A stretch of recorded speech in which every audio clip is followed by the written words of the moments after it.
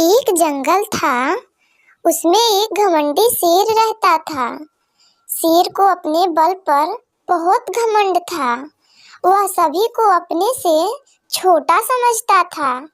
एक दिन उसने घोषणा करवाई कि सभी लोग उसे आकर प्रणाम करें। अगले दिन एक एक करके सभी जानवर शेर महाराज को प्रणाम करने आए। शेर ने इधर-उधर देखा और बोला, अरे चींटियां नहीं आई अभी तक। खरगोश अपनी आदत के अनुसार बोला, महाराज वो तो हमेशा देर से ही आती है। तभी लोमड़ी बोली, जल्दी पहुंचना उनके बस की बात नहीं। यह सुनकर सभी जानवर हंसने लगे। शेर लाल पीला हो गया। तब तक रानी चींटी अपनी सेना के साथ वहां आ गई। शेर बोला, कभी तो समय से आया करो, हमेशा देर से ही आती हो। रानी चींटी बोली, महाराज रास्ते में बारिश का पानी भरा हुआ था, इसलिए हमें आने में थोड़ी सी देर हो गई। अब शेर का गुस्सा बढ़ गया। उसने आओ देखा न ताव देखा। बोला, एक तो देर से आती हो, ऊपर से मेरे सामने जवाब देती हो। चुप हो जाओ वरना अभी जान से मार डालूंगा। रानी चींटी यह सब देखकर परेशान हो गई। वह सोचने लगी कि क्या करे। तभी उसे एक उपाय सूझा। वह तुरंत अपने मित्र कनखजूरे के पास गई और धीरे से उसके कान में जाकर कुछ कहा।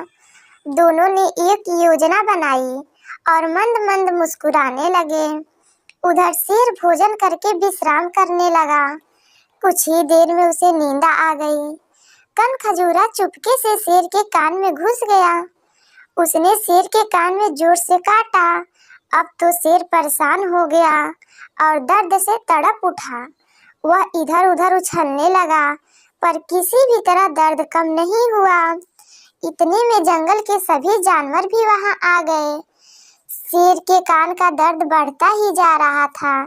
सभी जानवर चुपचाप खड़े थे, पर वे शेर की कोई मदद नहीं कर पा रहे थे। हाथी बोला, महाराज मुझे लगता है कि आपके कान में कोई कीड़ा घुस गया है, जिसके कारण आपको कष्ट हो रहा है। आप रानी चींटी को बुलवाइए, वही आपकी मदद कर सकती है। शेर ने रानी चींटी को संदेश भेजा। थोड़ी देर में ही रानी चींटी अपनी सेना के साथ शेर की गुफा में पहुंच गई। शेर ने कहा, मेरे कान में बहुत तेज दर्द है, कृपया मेरी मदद करो। रानी चींटी धीरे से मुस्कुराई और शेर के कान पर चढ़ गई। वहां पहुंचकर उसने कनखजूरे को आवाज लगाई, धन्यवाद मित्र, अब तुम बाहर आ सकते हो। रानी चींटी की आवाज सुनकर कनखजूरा झटपट बाहर आ गया।